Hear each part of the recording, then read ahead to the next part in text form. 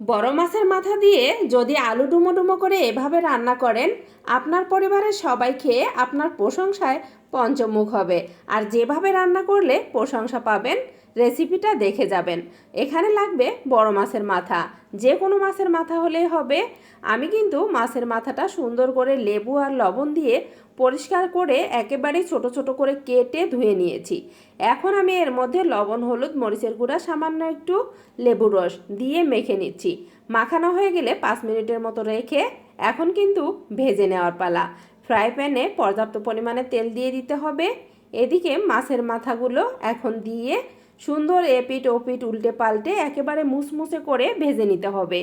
মাছের মাথাটা একেবারে লাল লাল করে ভেজে নিতে হবে, এতে করে তরকারিটার টেস্ট বেশি আসবে।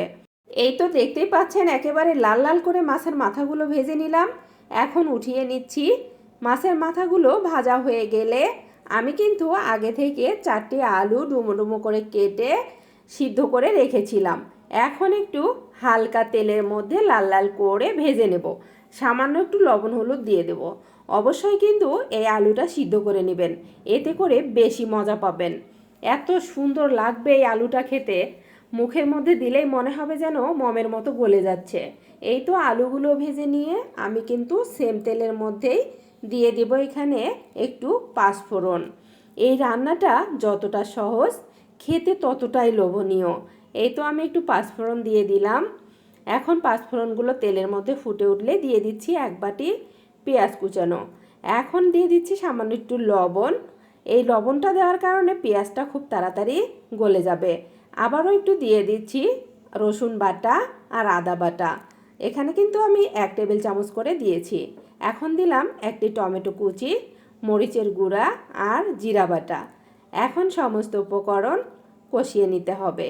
হাতে সময় নিয়ে কষাতে হবে, মশলাগুলো যেন একেবারেই সুন্দরভাবে গলে যায় আর তেল সেপারেট হয়ে যায়। দেখতেই পাচ্ছেন, আমি কিন্তু মশলাগুলো কষানোর জন্য মশলা বাটা পানি একটু দিয়ে দিলাম। 4-5টি কাঁচামরিচ দিয়েছি। এখন দেখতেই পাচ্ছেন মশলা থেকে কিন্তু সুন্দর তেলগুলো সেপারেট হয়ে গেছে আর মশলাগুলো একেবারেই ভুনা ভুনা হয়ে গেছে, দেখতেই পাচ্ছেন। এখন কিন্তু আমি এর মধ্যে আগে থেকে ভেজে রাখা আলু আর মাছগুলো দিয়ে দেব। দিয়ে আবারও 2-3 মিনিটের মতো মশলার সাথে আলু আর মাছগুলো সুন্দরভাবে কষিয়ে নেব। এতে করে আলুর মধ্যে মাছের মধ্যে মশলাগুলো সুন্দরভাবে সেট হবে। এখন নাড়াচাড়া করে 2 থেকে 3 মিনিট পর আমি কিন্তু এখানে ঝোলের জন্য পানিটা অ্যাড করে দেব। যেহেতু মাছগুলো ভাজা আর আলুগুলো সিদ্ধ করে নিয়ে তারপর ভেজে নিয়েছি, সেই জন্য এখানে কিন্তু অতিরিক্ত ঝোলের জন্য পানি দিতে হবে না। আমি এখানে ছোট বাটির 2 বাটি পানি দিয়ে দিলাম ঝোলের জন্য। এখন একটু নাড়াচাড়া করে তরকারিগুলো মিশিয়ে নিয়ে সুন্দর করে ঢাকনা দিয়ে ঢেকে দেব। 5 থেকে 6 মিনিট পর ঢাকনা খুলে 1 মুঠো পরিমাণ ধনিয়া পাতা কুচি আর সামান্য একটু গোলমরিচের গুঁড়া দিয়ে দিলাম। আপনারা চাইলে নাও দিতে পারেন।